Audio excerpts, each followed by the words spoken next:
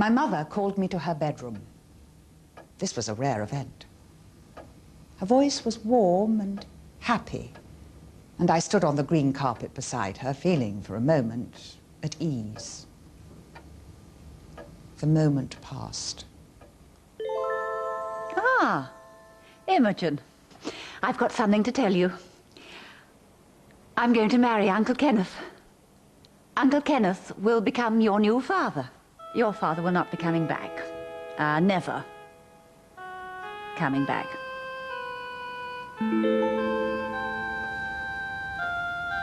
I cried.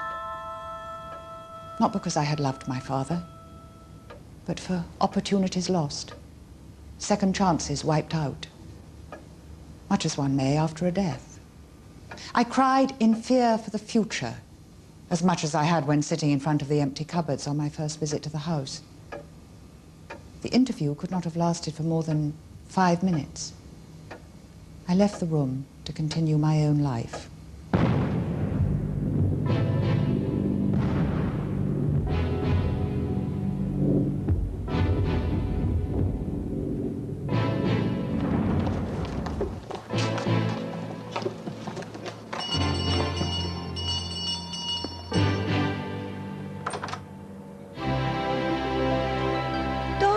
Oh, Enid. I tried to telephone, but the lines were cut. Well, whatever's wrong? There was a doodlebug. It hit the pub and wrecked our house. I thought perhaps... I see. Well, you better come in. I have had such a busy week. 5 people who had been bombed out of their house suddenly came to me with their kitten. We have had a house full of people this week, and everywhere I went, I bumped into somebody. I have not had much time to do anything beyond getting beds for them and looking after them.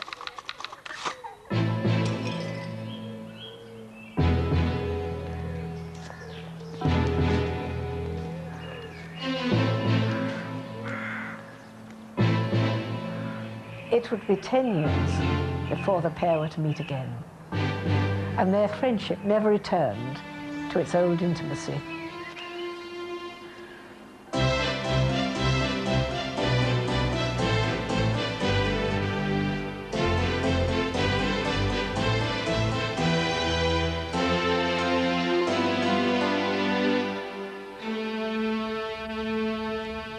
And that's, I think, how I get to the heart of children.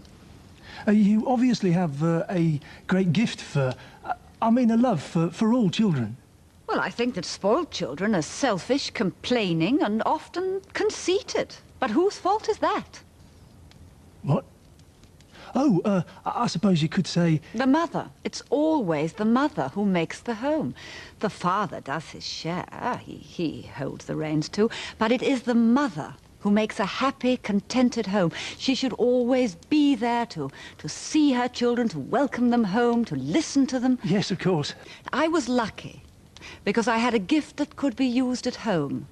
I could never have left my husband and my children and gone out into the world to make a career. Children should grow up to be kind and generous and loving. That's what every mother wants for her children. And I just happen to want it for all children. On Saturday mornings, my sister and myself would go down to the lounge to collect our pocket money. It was on one of these occasions, when I was on my way to collect my sixpence, that I came upon a new piece of knowledge. Something one of the staff had said to me made me realize that this woman with dark curly hair and brown eyes, so different from my own mouse-like appearance, and who paid me just as she paid the staff, and who was, in fact, the absolute ruler of our household, was also my mother. By this time, I had met mothers in stories that were read to me, Enid Blyton stories included, and I knew that a mother bore a special relationship to her child, from which others were excluded. In my case, the pieces of the puzzle failed to fit together. There was no special relationship. There was scarcely a relationship at all. In her dealings with publishers, she was absolutely tough and professional, as tough as dried pemmican. She had 4 quite simple conditions, and all her publishers, and I think 17 of them, had to abide by them.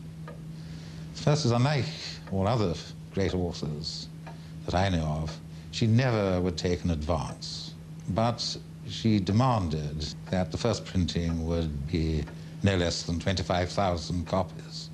She took a royalty of 15%, which was double the norm. My mother was writing about the England of her childhood and her young womanhood, a place that was more peaceful. There's usually a cook, an indoor maid, sometimes a chauffeur. There's always a gardener, and the police are properly respectful and tip their hats, as it were, even to the children. And the villains are usually comic, but they sort of know their place as well. And it was all is the honey still for tea atmosphere.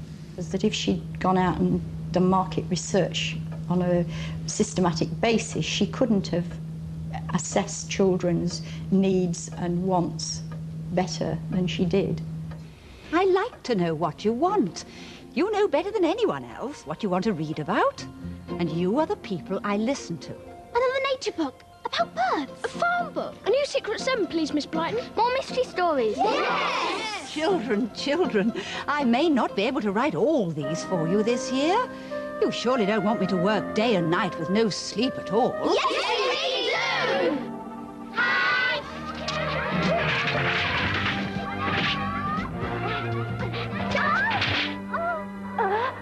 何やってんのよ。味方のゴールに入れてどうすんの？ごめんなさい。しっかりしてよ、ジョー。I know the time she took to write different books. 4 days for a famous 5 or 4.5 days, 6 days for an adventure book. It really was as fast as this. My mother went to see David White at Sampson Low one day, and David had on his desk these bright-coloured pictures by an artist who worked in advertising in Holland. And she said, oh, I'd love to use him as an artist for one of my books. Noddy developed into the archetypal child who is ready to leave the security of his mother's knee, if you like, and venture into the world, to explore the world, to explore himself in the world, to discover people. On one occasion, she wrote a little Noddy story and sent it to me, and in it, P.C. Plod gave him a penny. He goes round Toynbridge saying, I want to spend a penny. And I had to ring up Enid and say, excuse me, Enid, but I think you ought to change this. And she said, why? I said, well, it's a euphemism for going to the lavatory. Oh, she said, I never realized that. Oh, well, in that case, I must change it. And she did. In the mid-50s, there was a great deal of criticism of my mother's work. And indeed, the books were withdrawn from many libraries around the country. Certainly no author, no children's writer has been attacked as much as Enid Blyton has in the last 40 or so years.